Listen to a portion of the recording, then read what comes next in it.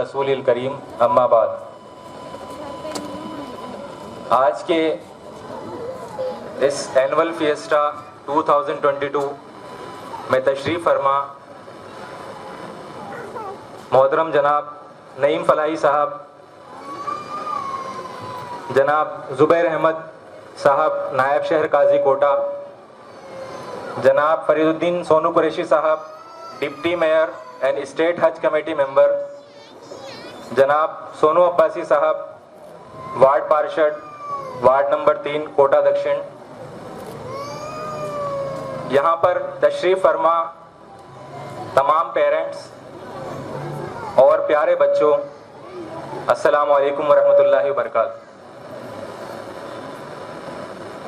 जैसा कि आपको मालूम है कि तालीम किसी भी समाज के लिए, किसी भी तहजीब के लिए एक रीढ़ की हड्डी का काम करती है और ये जिम्मेदारी समाज के बच्चों को तैयार करने के लिए हमने खुद चलकर अपने ऊपर ली है और ये जिम्मेदारी एक बहुत बड़ी जिम्मेदारी है।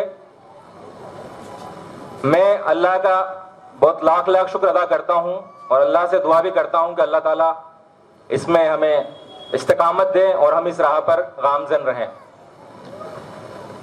जैसा कि अभी आपको बताया कि हम लोग पिछले 4 साल से अल बयान ग्रुप ऑफ इंस्टीट्यूशन के तहत 3 इदारे चला रहे हैं, जिसमें अल बयान हिफ्ज़ एकेडमी वो इदारा है जिसमें हम बच्चों को हाफिज़ कुरान बनाने के साथ साथ उनकी मॉडर्न एजुकेशन का भी इंतज़ाम करते हैं।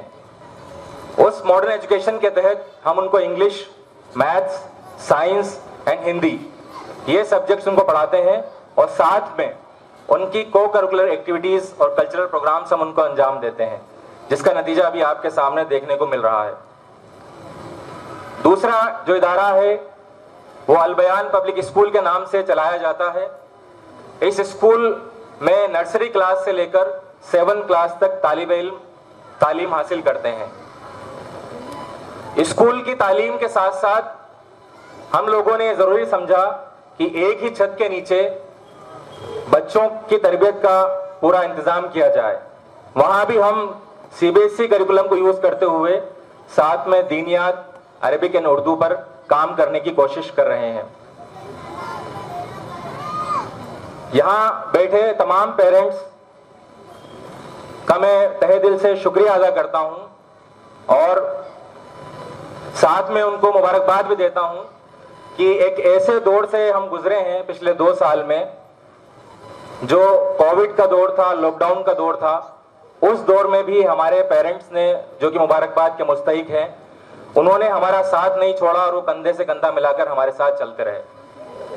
तो आप तमाम पेरेंट्स के लिए मैं गुजारिश करता हूं कि आप खुद अपने लिए तालियां बजाएं कि आप हमारे साथ अभी तक कंधे से कंधा मिलाकर साथ चल रहे हैं। वो एक ऐसा दौर था जिस दौर में शैतान ऐसे ऐसे वसवसे हमारे अंदर डाल रहा था, हमारी टीम के अंदर, हमारे स्टाफ के अंदर, खुद पेरेंट्स के अंदर भी ये चीजें आ रही थी कि बच्चे को भेजा जाए नहीं भेजा जाए, बच्चे को पढ़ाया जाए नहीं पढ़ाया जाए, फीस जमा की जाए नहीं की जाए।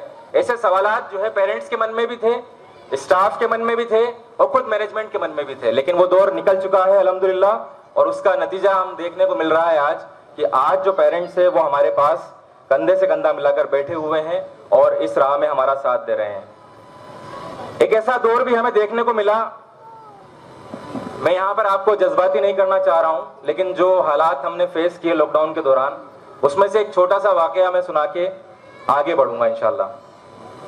हुआ यूं कि जब फीस नहीं आई, टीचर्स की सैलरी का इंतजाम हमें करना था क्योंकि हम उनसे कमिटमेंट कर चुके थे और जो टीचर्स अल्हम्दुलिल्लाह हमारे पास हैं वो ट्रेन टीचर्स हैं।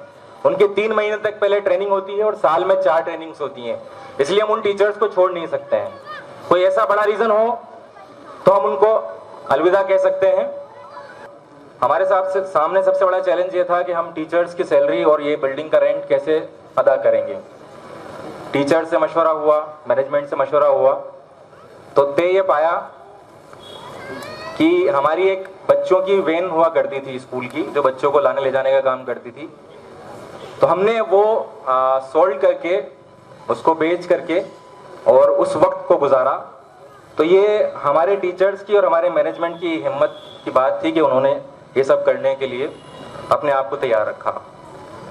उसके बाद जब हमने यह किया कि हम वापस मैदान में खड़े होंगे, तो हमने कोशिश ये की कि जो लेंदी syllabus whole of the year के लिए हुआ करता है उसको हमने कैंसिल कर दिया और एक बहुत छोटा और शॉर्ट सिलेबस हमने तैयार किया कि इस सिलेबस को ही हम सिर्फ इस टाइम पीरियड के अंदर कंप्लीट करवाएंगे।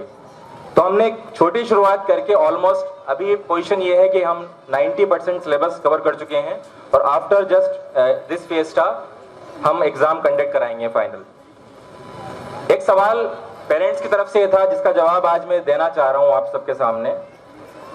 कुछ पेरेंट्स का सवाल ये आया कि आपने दूसरे स्कूल की तरह ऑनलाइन क्लासेस क्यों नहीं ली।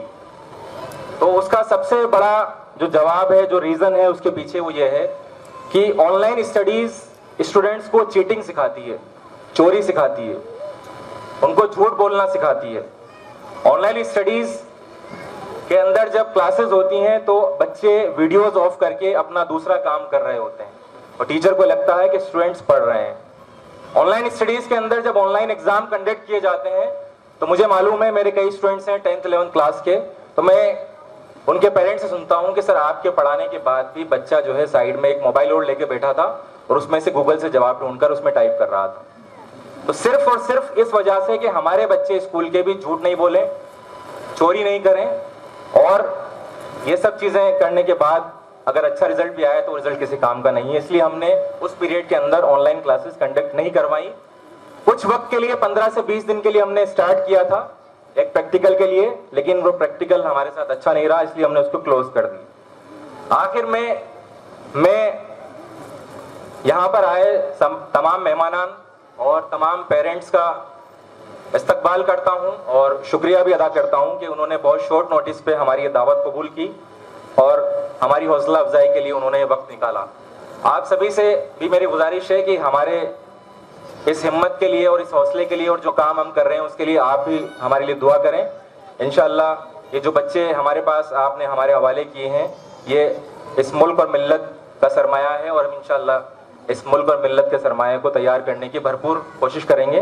वाखिर दवाना अल्हम्दुलिल्लाहि रब्बिल आलमीन। अस्सलामु अलैकुम व रहमतुल्लाहि व बरकातुहू।